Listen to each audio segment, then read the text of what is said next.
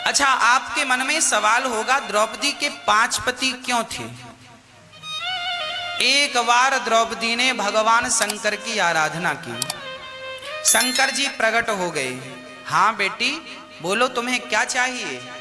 द्रौपदी ने कहा, मुझे पति चाहिए। कैसा? बोले, बहुत सुंदर हो, पहला, बहुत बलवान हो, दूसरा, बड़ी प्रतिष्ठा हो, तीसरा, बड़ा पराक्रमी हो, सत्यवादी हो, चौथा, और बड़ा सहज और सरल हो। 5 वरदान मांगे। शंकर जी बोले, एक आदमी में ये 5 गुण नहीं हो सकते, इसलिए तुम्हें 5 देते हैं, एक एक गुणों का धनी। तो शंकर जी ने द्रौपदी को, एक में 5 गुण नहीं थे, उनके अनुरूप नहीं थे, तो 5 अलग अलग थे। नकुल और सहदेव बहुत सुंदर थे, धर्मराज युधिष्ठिर सत्यवादी थे, भीम भैया बहुत बलशाली थे, और अर्जुन का यश की पताका चारों तरफ लहरा रही थी, यशस्वी थे, धनुर्धर थे, नाम था, सुंदर भी थे, पर 5 में सबसे सुंदर नकुल थे। और द्रौपदी को चाहिए था कि मुझे सुंदर पति मिले, तो अब एक नहीं था तो 5, तो द्रौपदी के 5 पति, इसलिए 5 हैं। अच्छा, 5 पति कैसे थे? अच्छा, द्रौपदी कोई सामान्य स्त्री नहीं है। माता सीता और द्रौपदी ये दोनों एक ही हैं।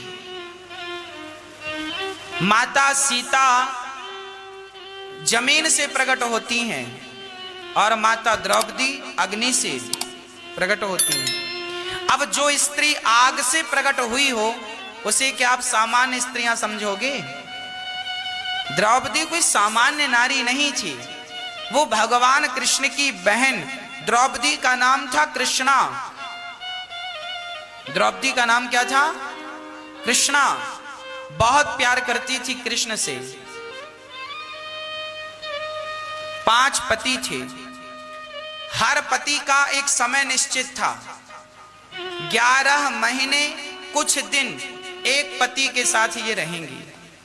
धर्मराज युधिष्ठिर के संग 11 महीने, जब वो एक के संग रहती थी तो 4 उनके देवर की तरह व्यवहार करते थे।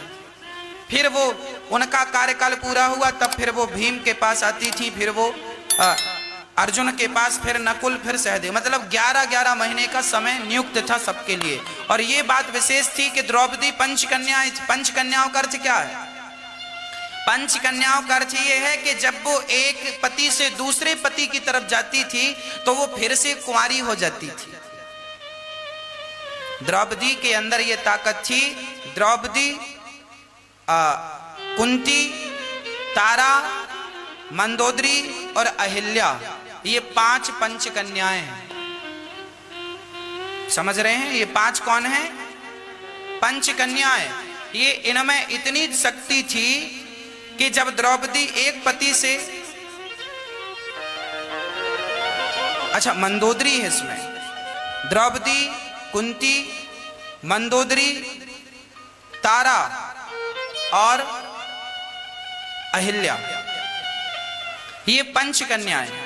द्रौपदी जब एक पति से दूसरे की तरफ जाती थी तो वो फिर से कुंवारी हो जाती थी। इसलिए रावण जब मरा तो मंदोदरी ने विभीषण से शादी कर ली। आपको पता है ये बात? रावण जब मरा तो मंदोदरी ने विभीषण से विवाह कर लिया। अब आप कहेंगे ये क्या है? हाँ, वो सामान्य नारी नहीं थी। वो जब तक रावण के पास थी तो रावण की पत्नी, रावण मरा तो वो फिर से कुंवारी हो गई, और जब कुंवारी हो गई तो फिर उसका कोई पति नहीं, फिर वो चाहे तो दूसरे से विवाह कर ले। यही हाल था तारा के साथ। तारा कौन? बाली की पत्नी। जब बाली मरा तो तारा ने सुग्रीव से विवाह कर लिया। हाँ, क्यों कर लिया? अब आप कहेंगे ये तो गलत है। हाँ गलत है, पर वो तारा कोई सामान्य स्त्री नहीं थी। बाली मरा तो उसने अपने आप को फिर कुंवारी कर लिया।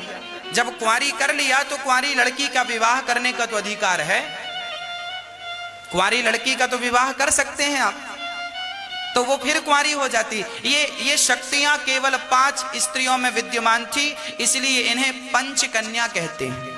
ये सदा जब चाहे कन्या हो जाती थी, इसलिए इन पर कोई दोष नहीं है। जैसे गंगा में नाला मिले तो गंगा का पानी नाला के मिलने से अशुद्ध नहीं होता, बल्कि नाले को गंगा जल बनाकर उसे शुद्ध कर देता है। ऐसे ही इनकी शक्तियां ऐसी थी कि इनमें कोई सांसारिक, आप स्त्रियां हैं, आप ऐसा नहीं कर सकती, क्योंकि आप उन पंचकन्याओं में नहीं हैं, क्योंकि आप में वो शक्ति नहीं है। पर वो सामान्य स्त्रियां नहीं थी, इसलिए उनका ऐसा था। द्रौपदी का, अब जैसे अहिल्या का चरित्र बिगाड़ा था इंद्र ने, तो वो फिर ठीक हो गई, भगवान के चरणों का स्पर्श हुआ, पति लोक को चली गई।